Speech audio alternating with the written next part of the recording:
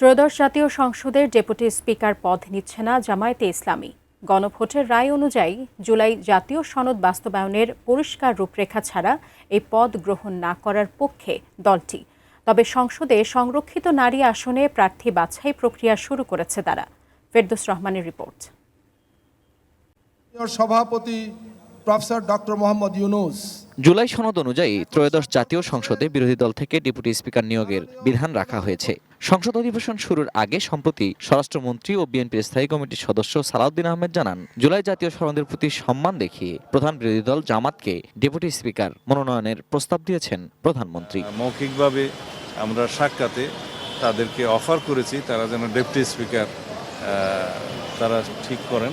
আমি বুঝি নির্মাণের শিল্প, সালাম স্টিল বোঝে ডিউরেবিলিটি। সালাম স্টিল, মোস্ট ডিউরেবল স্টিল। তবে এই প্রস্তাবনায় ডেপুটি স্পিকার পদে কাউকে দিতে অস্বীকৃতি জানিয়েছে জামাত। দলের নায়েবে আমির ডক্টর সৈয়দ আব্দুল্লাহ মোহাম্মদ তাহের বৃহস্পতিবার এক সংবাদ সম্মেলনে জানান, বর্তমান সংবিধান অনুযায়ী সরকার ডেপুটি স্পিকারের বিষয়ে সিদ্ধান্ত দিতে গেলে সরকারের কাছ থেকে লিখিত প্রস্তাব পাওয়া জরুরি। সেই জন্য তাদের কাছ থেকে আমাদেরকে অফিসিয়ালি লিখিত প্রস্তাব পাওয়া জরুরি। জামায়াতের সহকারী secretary general doctor Hamidur Rahman Azad জানান, জুলাই সনদ বাস্তবায়ন না করে আংশিকভাবে সরকার একজন ডেপুটি স্পিকার দিতে চাইলে সেটি বৈধ হবে না। যদি আপনি করতেই চান, এত উদারতারই পরিচয় দেন, আপনি জাতির গণরায় মেনে নিয়েই উদার হন।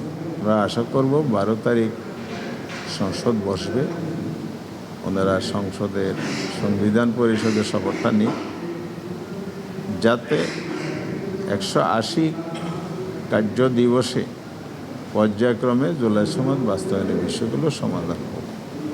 তাহলে ডেপুটি স্পিকারও আমাদের রাইট, বিরোধী দল সেটা আমরা পাবো।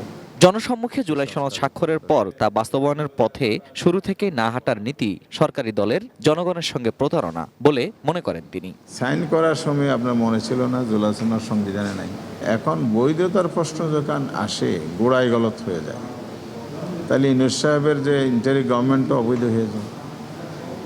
এরপর ইলেকশনটাও সংবিধানে নাই, সংবিধানে আছে 5 বছর পর পর ইলেকশন হবে। আবার সেই নির্বাচনের মাধ্যমে আপনি এমপি হয়েছেন, তা আপনার শপথ যেটা নিয়েছেন এটা অবৈধ। যে অবৈধতার প্রশ্ন তুলে সংবিধান পরিষদের আপনি শপথ নিচ্ছেন না, তো যেটা নিয়েছেন এটাও তো অবৈধ হয়ে গেছে। আবার সেই শপথ নেওয়ার পরে আপনি মন্ত্রী পরিষদে এসেছেন, প্রধানমন্ত্রী হয়েছেন, কোনটার বৈধতা আছে? সবটা তো অবৈধ। তবে সংসদে সংরক্ষিত নারী আসনে দলের পক্ষ থেকে প্রার্থী নির্বাচন প্রক্রিয়া শুরু করার কথা জানিয়েছেন জামায়াতের এই সাবেক সংসদ সদস্য। আলটিমেটলি দেশের জন্য ভূমিকা রাখতে হবে।